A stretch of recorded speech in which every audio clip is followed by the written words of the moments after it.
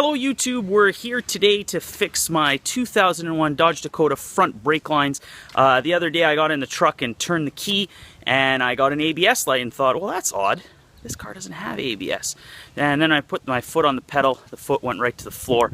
So originally I thought it was the master cylinder that had gone, but I asked some neighbors for help, nobody was home, so I ended up setting up my iPhone on top of the engine block, looking down at the brake lines as I pushed the brake pedal, and it was clear as day what was going on. Now I love to call this machine my karaoke machine. Quick plug-in, karaokedownloads.ca for all your karaoke needs. So as soon as I get the opportunity here, I'm going to throw in the clip of what happened when I pushed the brake pedal, and then we're going to walk you through how to disassemble this whole system.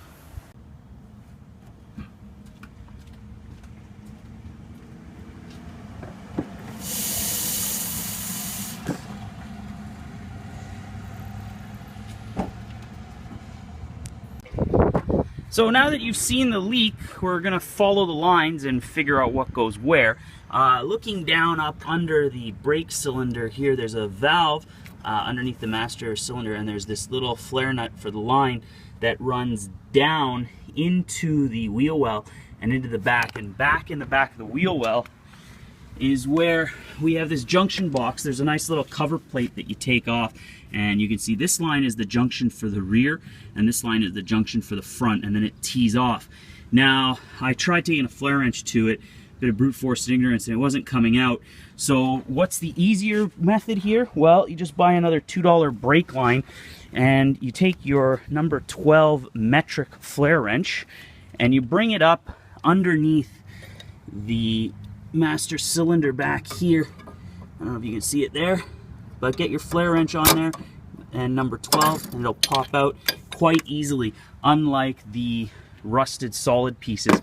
Now the lines run from the back of the engine through the body or the frame, and then they meet up with these flex lines, and again, not easy to get off. And the number 12 flare wrench didn't actually work, so I learned a little trick from a mechanic buddy of mine. Take a pair of vice grips, brute force ignorance, get right on there, clamp it nice and hard, pull down, and the lines will come out. Once I get the old lines out, I'm going to fish them out. This one that runs to the front left runs right underneath the frame, and it follows the frame along the front. So I'm gonna have to, I don't know if you can see that, there it is, runs right along the front of the frame underneath. So I'm gonna have to replace all that line. When I do, I'll get back to you. So the first line didn't want to come out and it gave me a nightmare, so I connected a pair of vice grips to it and just ripped on it until she broke. And this is the result. The actual brake line broke and the actual nut broke. Now I don't care because I brought pre-flared and pre-measured pieces to put back. So when taking this out, don't be cheap about it. Just go out, get the line with the nuts, and just snap them off. The second problem I came across is this big plastic cover on the wheel well. So the plastic cover covers the wheel well. So what I've done is I've taken a handy hammer, I've jammed it between the frame and the piece of plastic to give me enough room to get my pair of vice grips on there so I can reef on it. So I got my vice grips here and I'm just gonna clamp them right down on that flare nut, not on the flex fitting, on the actual flare nut itself, because that's the part that I have a new one of, and I'm gonna reef on it until she comes loose, and if she doesn't, I'll just reef some more. Okay, so I got my flare wrench on here, and I was actually quite lucky to get enough room. Because the plastic cover is over this flare nut, it makes it quite easy, and I'm just gonna, there we go. So she got loose, and now it'll just be easy to just unthread that nut, and then I'm gonna run the new flex line. So here we have it. We got the lines out of the truck. They didn't come out in one piece. They broke pretty much where the leak was, and both lines you can see were very heavily corroded, very heavily rusted, so they had to come out. Now this splitter box is a dealer only part. You can't get that from an OEM supplier, so I'm going to save that. The reason I pulled it out was because I couldn't get a good grip on it and I didn't want to ruin it. This is one of the few things that I knew I had to keep. So what I'm going to do is I'm just going to put some kind of vice grip or put it in a bench and then slowly take out these threads, because again, I need to reuse this box. I don't have another one like it, and it is a dealer only part. It's quite expensive, so save that. The other thing you want to save is these clips. There's a numerous amount of them all over the brake line. Just lightly pull them out. You're going to save those and reuse them when you run the new line, as well as the clips under the frame. There's clips where the main line going to the right-hand passenger side brake connect the line to the frame to keep it from jiggling, and they're nice plastic clips. Again, be gentle with those. Those are something you do want to keep for the time that you do put in the new line. So you'll notice the block has come off, and the first thing you're going to notice is when you take it to the standard lines that you've pre-purchased, you'll notice that the hole is bigger than the fitting. So what are we going to do? Well, no wonder it's a Dodge only part, and in their infinite wisdom they did that so that you'd have to flare it yourself. But I went out to the parts store and I found these lovely reducers that reduce from the larger metric flare, bubble flare that is, to a smaller bubble flare. So I'm going to put 3 of those on the block, and then I'm going to mount the block back to the frame, clip it in there nice and tight so it doesn't jiggle. Oh, hold on a second, I love this song. Won't you stay with me?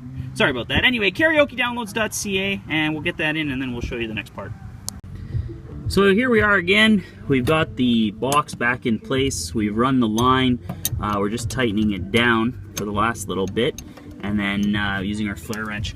And what we've done on the top side is we've connected it back, running the line as close as we can up towards the edge of the firewall or the edge of the plastic there, away from the steering column and away from the exhaust heat, and then back up and into the master cylinder. I guess this is either a sensor or a valve. And once we've done that, we'll start running the front lines. And hello again, YouTube. We are done the job finally. You can see we ran a new line from the master cylinder connection down. We ran it right nice where the other one was. We've ran new lines going to the front, right and left. We had to use a union because I ran out of length. I got the longest length I could, which was 61, and it wasn't long enough. I'm going to put a few more clips like that black clip back there to space out the 2 brake lines as they run forward. But there's the one running forward to our front right flex line, and then our second one running to our front left flex line. They've been tightened up, and then we bled the brakes. To bleed the brakes is quite easy. You have a helper come by, push the brake pedal, and release the bleeder screw till all the air comes out, then close it, have him raise his foot off the brake, push the brake again, release the air, come back until you get a good solid stream of just hydraulic fluid. It'll take a fair bit because there's quite a bit of length of tubing.